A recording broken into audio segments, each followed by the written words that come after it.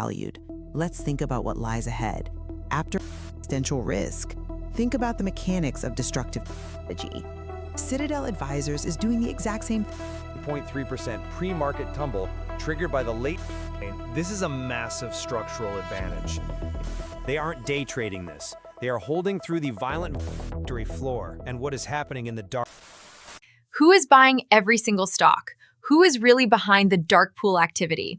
Watch until the end and you will find out more. Aptera Motors Corporation, pause, ticker symbol SEV. If we look at the tape, well, the recent price action is frankly brutal. The stock has plummeted to the $2 range. That is a staggering 90% drop over the last 12 months from its 52-week high of $40.85, a peak it achieved shortly after its direct listing.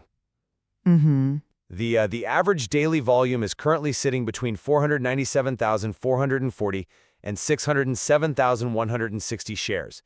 And when you look at those volume metrics for a microcap, that isn't a frenzy of accumulation. That is the steady, grinding rhythm of an equity that is being severely tested on the open market. And we simply cannot ignore the 40.3% pre-market tumble triggered by the late January 2026 $9 million public offering, which was priced at a heavily discounted $2 per share and warrant. Right. So we're looking at an equity that has been absolutely decimated. The core question here is simple. Has Aptera actually figured out how to transition from an engineering visionary to a viable automotive manufacturer through its recent operational catalysts? Or are they just trapped in a fatal financial microstructure and liquidity squeeze that will inevitably crush the equity before production ever scales? When you frame it like that, you have to look straight at the raw mechanics of the market. Because the reality is, the engineering achievements, however impressive they might look in a press release, are entirely overshadowed by the financial oxygen leaving the room. I look at early Q1 2026 as a fundamental inflection point that the market is frankly simply too focused on the short-term tape to see. Let's look at March 3, 2026.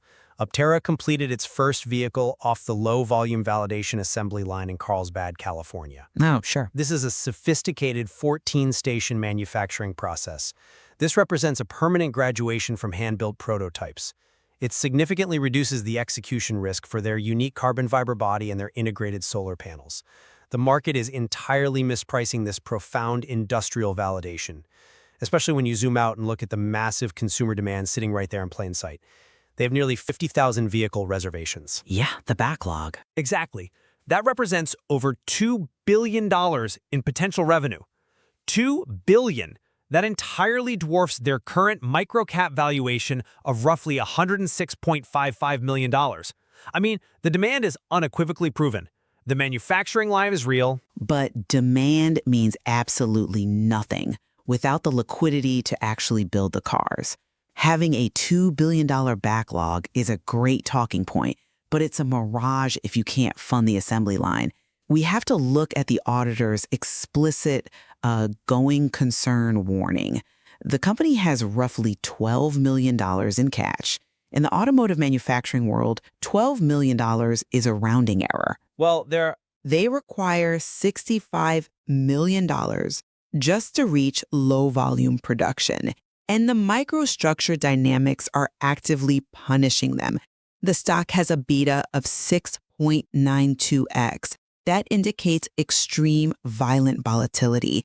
Furthermore, you have a staggering 15.24% of the public float, which is about 5.92 million shares, currently sold short.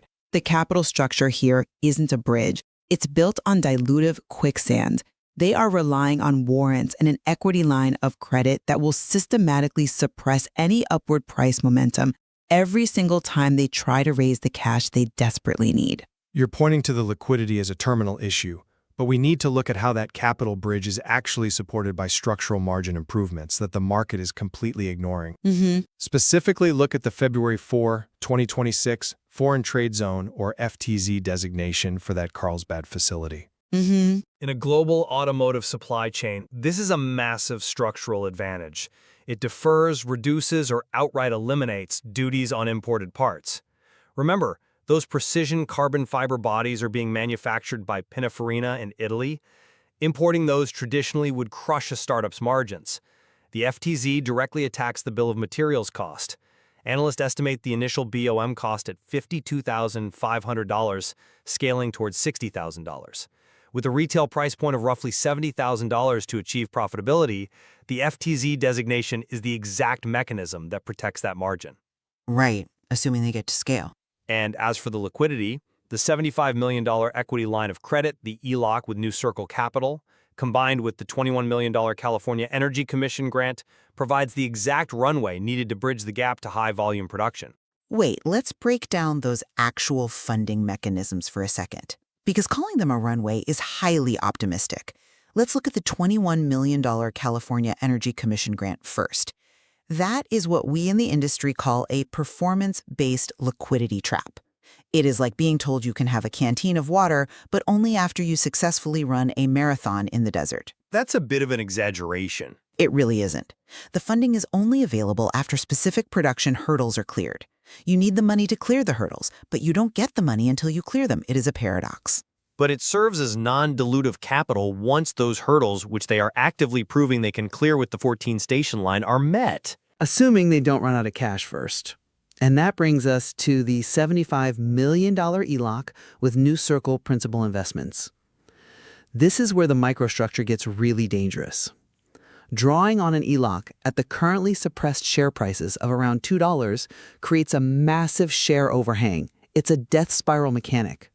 If you need $10 million, at $10 a share, you only issue 1 million shares. At $2 a share, you have to dump 5 million shares onto the open market. The market absorbs that dilution, the price drops further, and your next draw requires even more shares just to get the same amount of cash. We just saw this mechanism fail in real time. The $9 million January offering actively destroyed shareholder value, triggering that 40.3% drop we talked about, just to secure a mere fraction of the $65 million they actually need to keep the lights on. I'd argue that assumes the broader market is entirely abandoning the equity, which the 13F filings prove is demonstrably false. If we are looking for a pulse, we need to look at institutional conviction. Currently, 25 distinct institutions maintain a 2.68% stake in Aptera. Now, I know 2.68% might seem small in the grand scheme of things, but the behavior of these funds is what we need to focus on. Despite the 90% price collapse we just detailed, there were 0 institutional sellers in the 12 months ending March 6, 2026. 0? None. Not a single institution hit the bid to exit. Furthermore, major passive players are building new positions. Vanguard Group has established a new position of 172,225 shares. BlackRock acquired 39,775 shares. We are also seeing specialized accumulation from firms like Geode Capital Management with over 107,000 shares and Connective Capital Management. This signals passive, structural, institutional base building. They aren't day trading this. They are holding through the violent volatility because they see the 14-station validation line as de-risking the underlying manufacturing process. You're pointing to the institutional buying as a lifeline, but look closer at who is actually buying and why they are buying. We need to deconstruct this institutional buying narrative because in the context of a microcap with a 6.92x beta, it is largely a mechanical illusion. You mentioned the institutional titans, but let's look at firms like Susquehanna International Group and Jane Street Group. These firms operate as market makers. Susquehanna, for instance, reported holding 24,282 common shares. But if you look at their full book, simultaneously, they hold 22,800 puts and 14,200 calls. So they are hedging their exposure. Exactly. But it's more than just a standard hedge. This is not fundamental conviction in Aptera's solar technology or their composite bodies. This is a classic delta-neutral dark pool strategy. Citadel Advisors is doing the exact same thing, reporting a call position of 13,000 shares. These market makers are essentially playing the casino. They are exploiting the off-exchange volume to profit off the extreme volatility of the asset. They buy the Class B common stock simply to mechanically hedge the options they are selling to retail investors who are gambling on a short squeeze. The institutions aren't endorsing Aptera's fundamentals. They are just managing their risk exposure in the dark pool. Claiming Vanguard or Citadel's presence is a validation of the vehicle's engineering is a misread of how market microstructure actually operates. The options hedging is certainly a factor in the order flow. I won't deny that market makers are going to exploit a 6.92x beta, but we cannot dismiss the genuine shifts in corporate governance that are specifically designed to attract long-term, fundamental institutional capital. Let's step away from the dark pools for a second and look at the boardroom. On January 8, 2026, Tony Curtin was appointed as chairman of the board of directors. We are talking about an executive with 4 decades of global automotive experience. He brings the exact kind of institutional-grade governance required to transition a company from a scrappy startup to a high-volume manufacturer. And on top of that, Aptera strategically reincorporated as a public benefit corporation, a PBC.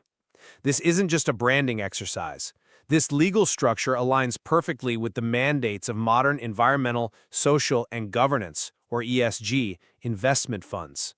They are setting the board and the corporate charter up to open entirely new, very deep pools of capital that look specifically for sustainable mobility pure plays. They are building the infrastructure for serious money. Governance is absolutely important, but I have to strongly push back on the idea that their current corporate structure is attractive to serious institutional capital, especially when you look at the actual insider dynamics playing out on the tape. We have to talk about Michael Edius Johnson. Pause. He is a 10% owner through Michael Johnson Properties Ltd. Between January 5th and January 28th of this year, right as the stock was experiencing a brutal 73.5% decline, he executed 3 significant sell transactions. Right. He dumped over 150,000 shares into a falling market. He sold 10,500 shares at $4.60, another 11,500 at $4.59, and then finally 38,000 shares at $1.41. That last sale is capitulation. When your major insiders are actively providing liquidity to the downside, that is a severe, flashing red flag for any institutional investor looking at the prospectus. Well, insider selling can happen for a variety of reasons. Tax purposes, portfolio rebalancing. But the timing and the volume matter. And furthermore, the governance structure itself is a structural deterrent to the exact capital you say they are trying to attract. They have a dual-class voting structure. The Class B shares trading on the NASDAQ are non-voting. The founders, Steve Fambro and Chris Anthony, retain absolute control via the Class A shares.